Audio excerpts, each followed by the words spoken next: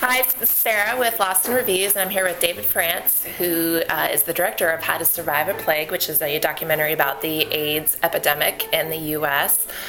David, thank you for sitting down with us. My pleasure. I watched the film last night. I really enjoyed it. For me, just my background, I grew up in D.C. Around that same time, and I went to the AIDS quilt with my mom. In 92. Yeah. Yeah. And my parents have a friend who passed away from AIDS before, all the medication and all that stuff. So it was something. I was little because I was in elementary school, but I was still aware of it. But I guess growing up now, I wasn't aware of all the activism that was a part of it, and I had no idea about Stand Up or Act Up. So could you tell us a little bit about why you thought this documentary was important to make? Well, just because of that. I mean, it's criminal that people don't know about the kind of activism and the individual initiative that was taken kind of heroically in the middle of the darkest years of the plague that brought about the reality today, which is that it is a survivable, almost always survivable condition, thanks to scientific breakthroughs made possible only because of the activism. Yeah. And that part of history got forgotten somehow, gave me the impetus to go and try to remind people of what happened. Yeah. Just for someone who's around my age, in the 30s, they're not going to be aware of, we knew it was a big thing back then, but we certainly weren't aware because of our age what was going on and what was so important at that time. So I think this film will bring some awareness, at least to people my age and younger, who had no idea this was going on. And certainly the AIDS epidemic, it's not really an epidemic, at least in the U.S. anymore. It's a totally different world.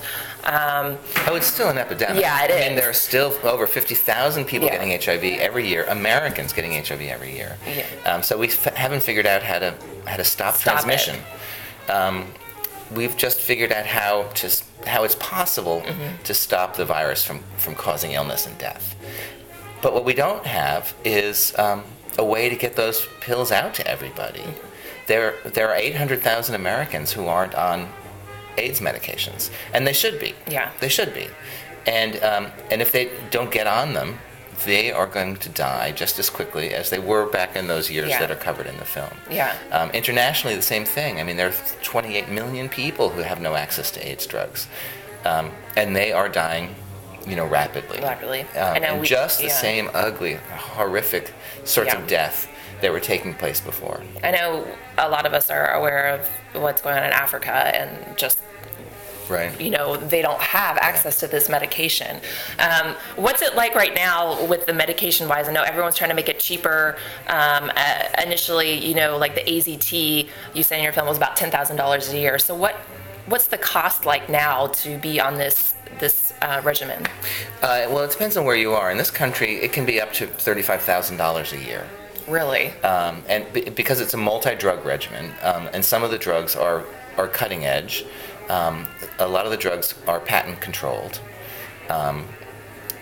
so it's expensive, and cost is keeping people out of care. Even though there's an AIDS drugs assistance program financed federally to make sure that people who need the drugs can get them, but there are people on waiting lists. The ADAP waiting lists. So although the program exists, it's not funded enough to get the drugs to the people who need them. And people can start on drugs and fall off the drugs because their states run out of their ADAP money. So that's a problem. But there was just a study published a number of months ago by the Kaiser Family Foundation for what the cost would be to get these pills to people in Africa and the rest of the world, the rest of the developing world. And it's $1 a day. $1 a day. Yeah. So for $350 a year, we could be saving lives one at a time, and we're not doing that.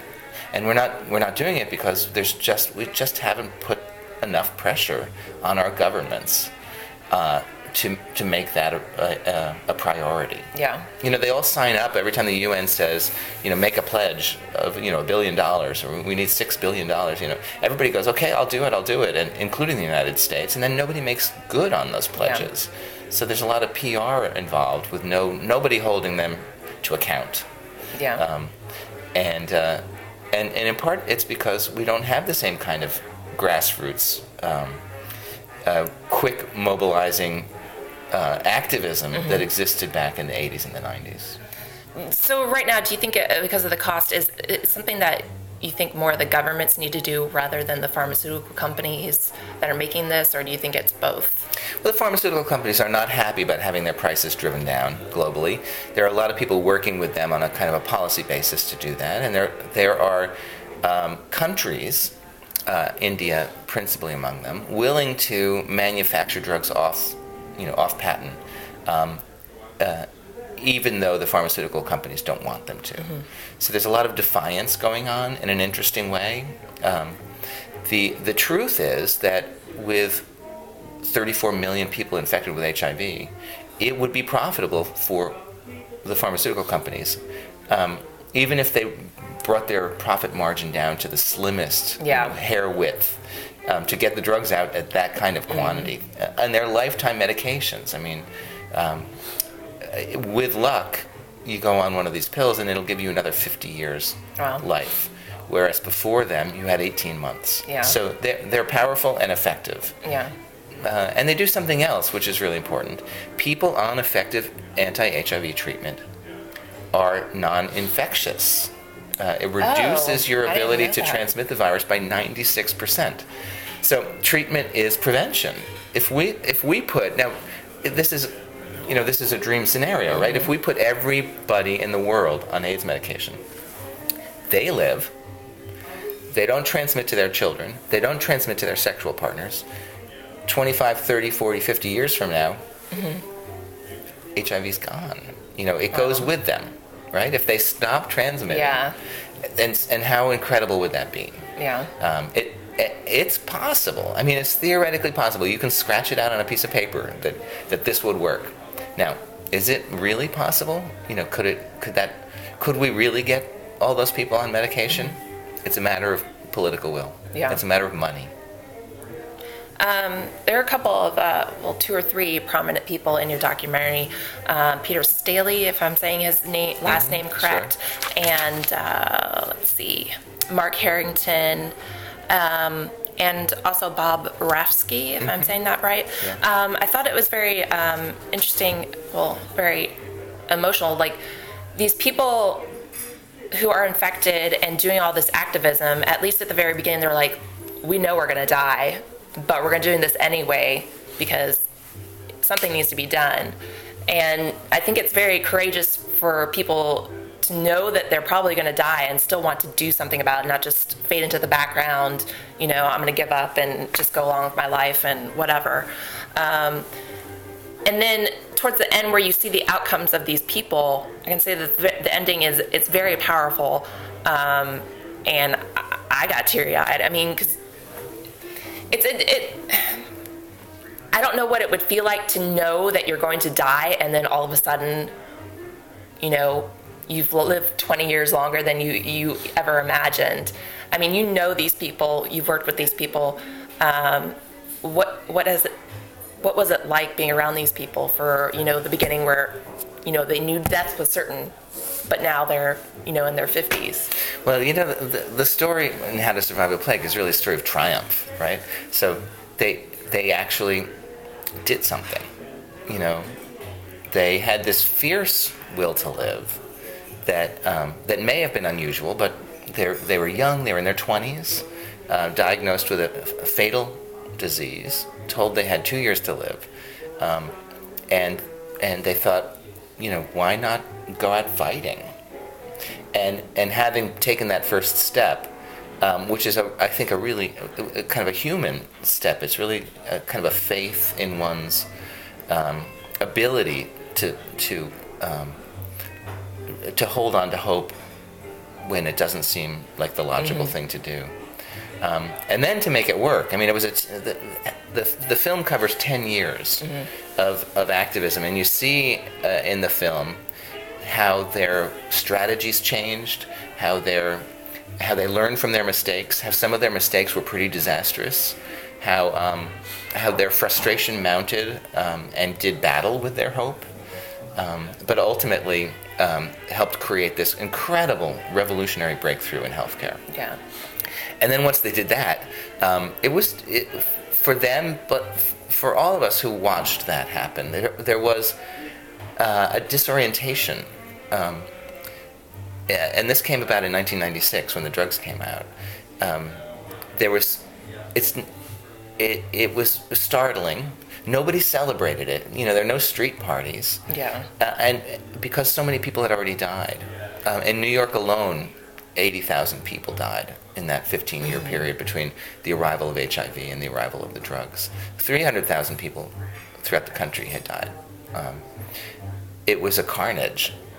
So it was hard for people to toast this miraculous achievement without